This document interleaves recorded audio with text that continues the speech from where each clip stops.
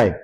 आता जर कारवाई झाली नाही तर विभागीय निबंधकालय आम्हाला पाहावं लागेल, त्याला विचारावं लागेल, त्याला अँटी करप्शन मध्ये द्यावं लागेल.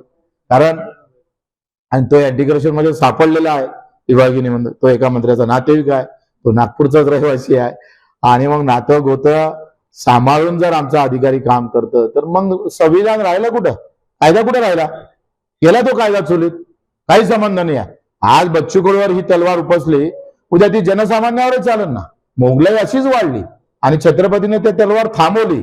आम्ही त्याचे भक्त आहोत. खबरदार जर अशा पद्धतीचं ह्याच्यानंतर जर कोणी काही केलं तर परिणाम फोन करणाऱ्यापासून आणि फोन ऐकणाऱ्यावरही झाल्याशिवाय राहणार नाही. हे धमकी नाही आहे, तुम्ही केलेल्या वागणुकीचं उत्तर आहे. आणि ते उत्तर यापेक्षा कडक आम्ही देऊ शकतोय, पण तेवढी माणुसकी शिल्लक आहे.